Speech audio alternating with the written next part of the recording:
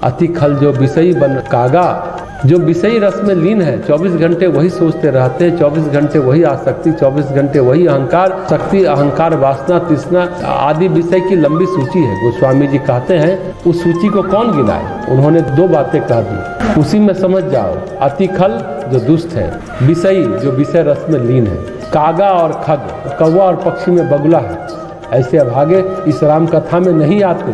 यही सर निकट न जाही अभागा। राम कथा में विघ्न कहीं अन्यत्र नहीं है। हमारे मन की दुष्टता विघ्न है, हमारे मन की वासना विघ्न है, हमारे मन की तृष्णा विघ्न है, हमारा अहंकार विघ्न है, हमारा विषय रस में लीनता विघ्न है, हमारा चटोरापन विघ्न है।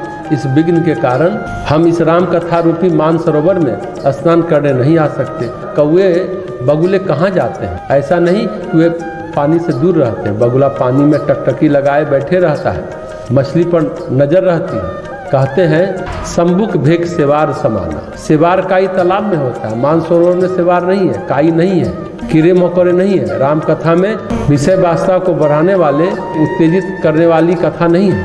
यहाँ न विषय कथा रसनामा।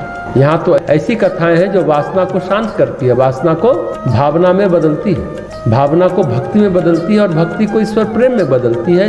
यहाँ तो ऐसी कथा है, यहाँ सेवार नहीं है, काई नहीं है, यहाँ कीड़े मकोड़े नहीं है, यहाँ घोंगे नहीं है, यहाँ ऐसा कुछ नहीं है। ऐसी कथाएं नहीं है जो दूसरे तालाब नदी में है। मानसरोवर में क्या है, सामान्य तालाब में क्या है? मानसरोवर तो स्वच्छ झील है, पारदर्शी जल है, वहाँ तो कमल खिल सकते हैं, वहाँ हंस तैर सकते हैं, वहाँ काई नहीं है, वहाँ जलकुंभी नहीं है, वहाँ पर कीड़े मकोड़े नहीं है, वहाँ ऐसा कुछ नहीं है जिसमें कौवों को रुचि लगे, बगुले को रुचि हो। बगुला जुटा रहता, एक टक मछली आई खा गया, कीड़ा मकोड़ा दिखा वो खा गया।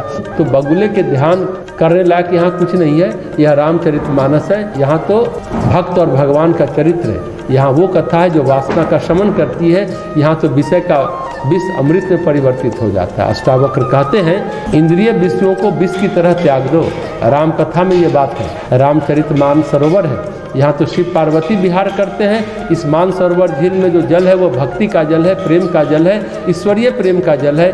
वो तालाब का डबरे का गंदला पानी नहीं है, काई वाला पानी नहीं है, जलकुंभी वाला पानी नहीं है, सेवार वाला पानी नहीं है। तालाब तो है पर थोड़े भिन्न है, कथा तो है लेकिन अन्य कथाओं की तरह नहीं है। प्राचीन काल में भी अनेक कथाएं कही गई, वासव दत्ता की कथा कही गई, कादम्बरी की कथा कही गई, कितनी प्रेम प्रसंग की कथाएं कही गई। संस्कृत कवियों ने भी अनेकों प्रेम प्रसंग कहे, श्रृंगार कथा, भावना को उद्वेलित करने वाली कथा कही गई। काव्य में अनेकों काव्य कहे गए। हिंदी कवियों ने बहुत कुछ कहा, प्रशंसित भी हुए, लेकिन यहाँ वो सब नहीं है। अकबर के दरबार में एक कवि थे, भगवान की भक्ति करते थे, अकबर भी उनको बहुत पसंद करता था। रहीम के मित्र थे, भोज नाम था, रहीम भी बहुत पसंद करते थे। अकबर गुणी लोगों का आदर करता था, लेकिन कुछ दरबारी कवियों, चाटुकार जो कवि थे, जो अकबर की चापलूसी और प्रशंसा करते थे, वो उनसे चिढ़ते थे। कविताओं में ऐसा होता था, तुकबंदी में पहले दी जाती है, प्रश्न दिया जाता है, इस पंक्ति की काव्य आप पूर्ति करो। एक बार होड़ लगी और इस बार इस भोज कवि महोदय को हम चुका ही देंगे। सबके सामने पंक्ति रखी दरबारी कवियों ने, करो सब मेरी आस अकबर की। सब मिल करके अकबर से ऐसी आशा करो, अकबर ही हमारे शहंशाह हैं, सर्वे सर्वा सुल्तान है। सोचा इससे अकबर खुश हो जाएंगे और इन कवि महाराज को दरबार से निकाल दिया जाएगा। या तो आज इनको अपनी हट छोड़नी होगी, या तो अकबर की प्रशंसा करनी पड़ेगी, या तो अकबर का गुणगान करना पड़ेगा, या तो आज यहाँ से बेदखली हो जाएगा। रहीम ने देखा भोज तो फंस गए, करो सब मेरी आस अकबर की, अकबर से आशा रखो।